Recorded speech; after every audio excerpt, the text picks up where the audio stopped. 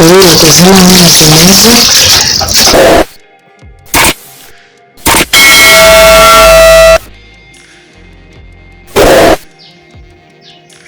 Karibu nanone ku Gasusuruko TV, urubuga tubagezaho ibiganiro bitandukanye. Ubu rero ikiganiro twabateguriye umunsi nk'uko mumaze kubimenyera, ikiganiro cyo guteka. Nge muri kumva ni Josiane Iradukunda, tukaba uyu munsi twashatse kubategurira uburyo ushobora guteguramo breakfast cyangwa se n'ibiryo bya nijoro. Ushaka kubifata nk'ibiryo bya nijoro kuko hari benshi badakunda ibiryo bikomeye nijoro, kubera ko akenshi abahanga bavuga ko binaniza igifu. Ukaba ushaka kubifata mu masaha ya nimugoroba. Niyo mpamvu twahisemo kubategurira ikiganiro cy'ukuntu ushobora guteka umureti ariko ufatanye na capati nyine. Mfite hano amagi 4 y'amanyarwanda, nkagira capati. Mfite amagi 4 y'amanyarwanda, capati imwe, nkagira pavuro imwe, nkagira igitunguru cya puwaro kimwe, nkagira n'igitunguru cya onyo kimwe, nkagira n'umunyu, nkagira n'amavuta. Ubwo rero tugiye gutangira. Mbibutsa umuntu utari wakora subscribe kuyikora, kugira ngo agakanda naho ngaho kuri iyo nzogera, kugira ngo ikiganiro tuzajya tushyiraho azajya ahita kibona. Kandi tubashimira mwebwe bakunzi bacu mukomeje kudukurikirana. Nkuri turabakunda biduvuye ku mutima, n'ukuri turabakunda cyane. Kandi natwe kubera ko mudukurikirana bitwereka ko mudukunda. Kandi noneho comment zanyu turazikeneye. Kandi izi video ukayisharinga inshuti yawe, ukatubwira ikitagenda tukagikosora, ndabizi tuzagendana neza. Ngaho rero reka dutangire turebe uko turi bukore iyi breakfast yacu, cyangwa se ifunguro ushaka gufata ryoroheje. Si ngombwa mu gitondo na nimugoroba warifata cyangwa saa sita, igihe cyose uri kwihuta aka kantu ngiye kubereka kagufasha. Sewa reka dutangire. Rero tugiye kumena amagi. Ngiye gukoresha amagi 4 y'amanyarwanda. Ubwo nk'umuntu uri mu kindi gihugu nawe yayabona simbizi, ariko aba afite umuhondo mo imbere cyane, iyo twebwe twita amanyarwanda, mbese atari amazungu.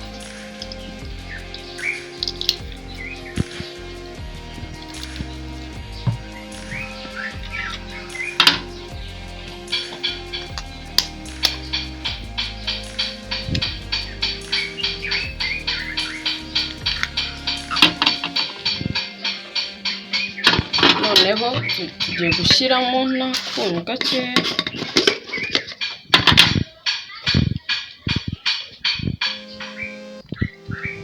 Kizemo 1/3 cy'aka kayiko gatoya.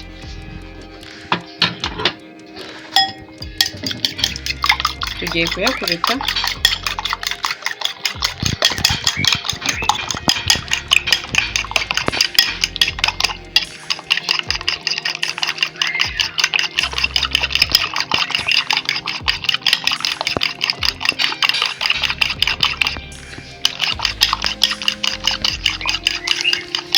Ikindi mbabwira, iyo ugiye gukubita amagi uragerageza iyo ushyizemo akunyu gakeya, bituma amagi yawe ahita atandukana neza byoroshye, bitagutwaye umwanya munini.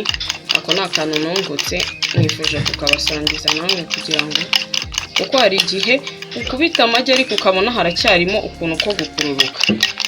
Muri video y'ushize, niba wowe uri kundeba aka kanya warayibonye, video y'umureti wa mbere twatetse, nakubise iminota nk'itatu, ariko urabona mu munota n'igice juste byarangiye kubera ka kunyu gakeya nashyizemo kugira ngo bimfashe.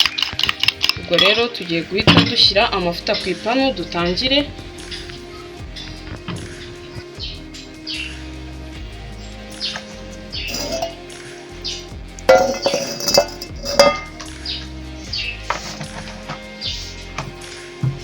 Tugiye gushyiramo ibirungo.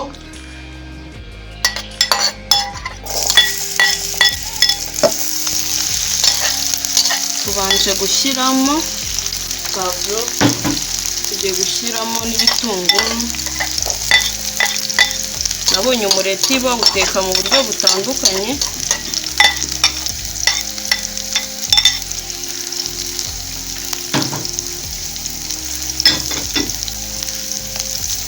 Dushyiramo na puwaro, ariko ubaye utazifite nta kibazo.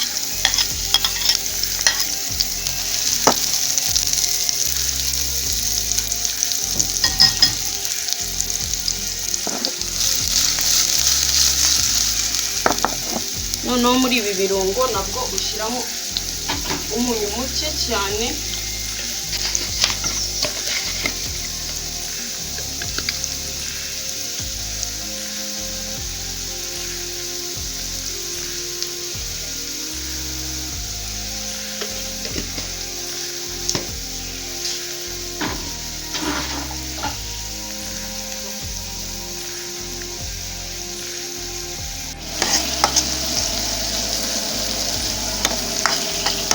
uramutse ufite n'inyanya ushaka kuzishyiramo washyiramo, nuko ngewe ntashatse kuzishyiramo, ariko wowe uzifite wategereza ibirungo bigasa nk'ibihiyeho gakeya, pavuro n'igitunguru na puwaro, warangiza ugashyiramo n'inyanya ubaye ushaka kuzishyiramo.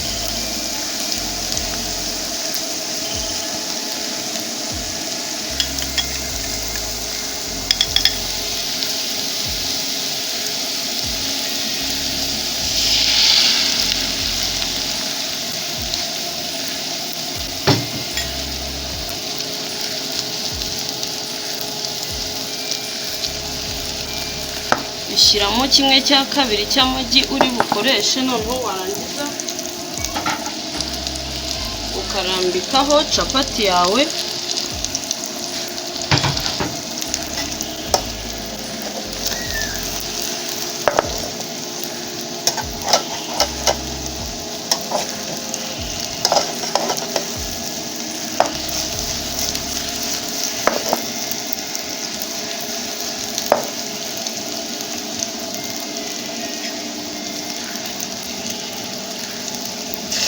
Ukazajya ugenda wongeraho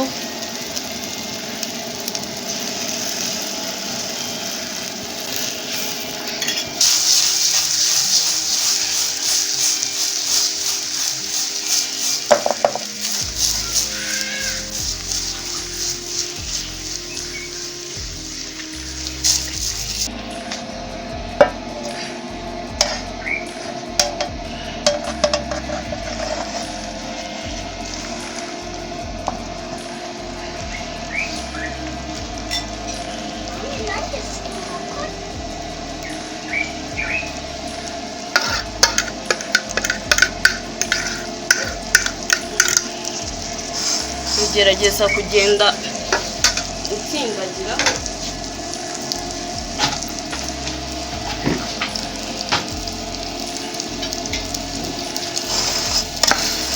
kugira ngo wa mureti twasutseho mbere uze kuza guhana n'iyi capati.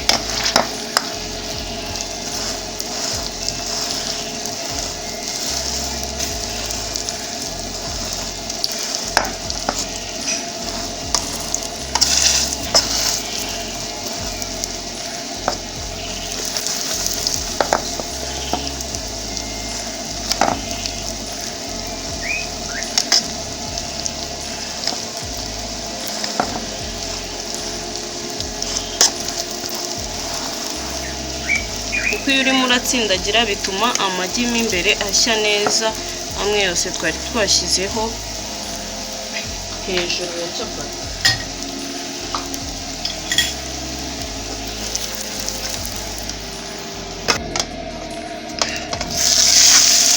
Urongera ugasubizaho indi sayidi kugira ngo nayo ize kuba yahiye neza.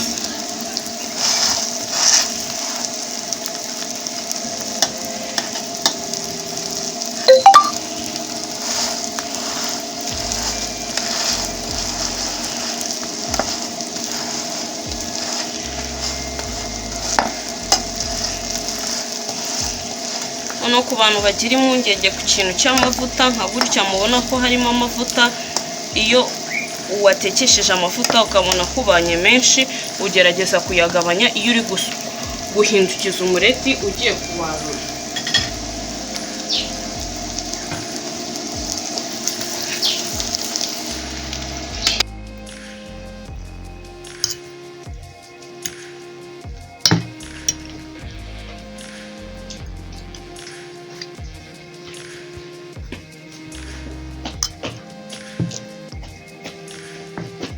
Kugerageza kuwuzinga kugira ngo ni style nashatse kugira ngo mbereke uburyo ushobora kuwuteguramo, ku buryo noneho mu buryo bwo kuwufungura ukata udupande kandi mu buryo bufite esthétique nyine bimeze neza cyane. Ngo rero tugiye gushyiraho utudekorasiyo dukeya kugira ngo ugaragare neza, ubundi tube turangije.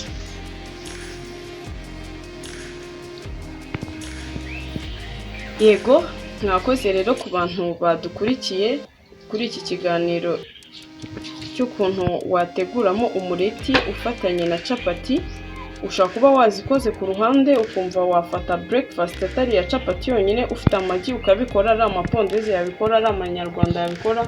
Ubwo sinzi impamvu ngiye nkoresha amanyarwanda, ntimube confused, nuko nyine amagi atari amazungu tuyita amanyarwanda, niyo mpamvu. Rero mwakoze kubana natwe, nkomeza gusuhuza abakunzi bacu badukurikiranye bari hirya no mwakoze kubana natwe. Rero nk'uko nagiye mbibwira abantu bamwe, hari abantu benshi bakunda kudukurikirana bari hirya no hino, turabashimira. Nta video izagirangira tutabashimiye kuko muraba agaciro kuri twebwe. Mwabanye natwe rero muri iki kiganiro cyo gutegura umureti ufatanye na capati. Mwakoze, Imana ibahe umugisha. Mboneraho gushimira abakunzi bacu bari hirya no hino, mbashimira arabo navuga cyangwa arabo ntavuga, mwese mwumve ko mbashimiye. Gusa ndashimira by'umwihariko Umulisa des Anges, turagushimiye aho uri hose, uradukurikira ukaduha comment, ni byiza kandi turagushimiye. Dushimira Umurerwa Clemence, Mazimaka Fabien, Celestin Shalom, ndagushimiye cyane, uri umuntu wacu wakadasohoka. Tugashimira Ange Marie Nishimwe, nawe turagushimiye kuri comment zanyu mugenda muduha inyunganizi. Nshimira Fabrice Girihirwe, ndagushimiye cyane kubwo inyunganizi ugenda uduha kugira n'ibyo twakosora muri iki kiganiro. Kandi noneho nkanashimira Miriam, Samu n'abandi mwese, ni benshi ntago nabarondora amazina ngo barangize, gusa aho buri wese ari yumve ko mushimiye kubwo gukurikirana iki kiganiro. Nukuri muri abantu bacu, so twabivuga gute, gusa turabashimiye, mu byumve ko tubashimiye cyane. Ngaho rero mwakoze kubana natwe uyu munsi, mwibuke gukanda subscribe abatari bayikanda, kandi dukomeza kubabwira ngo ibyiza biri imbere, tuzakomeza gukora turi kumwe namwe, tuzakora ibyiza kurushaho, kandi tuzi yuko n'Imana izagenda idufasha kubanogereza ibyifuzo byanyu nuko mubishaka. Rero mukomeze kubana n'Imana, Imana ikomeze kubarindaho muri mwese, abari hanze y'igihugu, diaspora, mwese turabashimiye kandi turanabakunda cyane. Mukomeze kubana n'Imana, Imana ibahe umugisha. Njyewe wabakoreraga iki kiganiro ni Josiane Iradukunda, Imana ibarinde.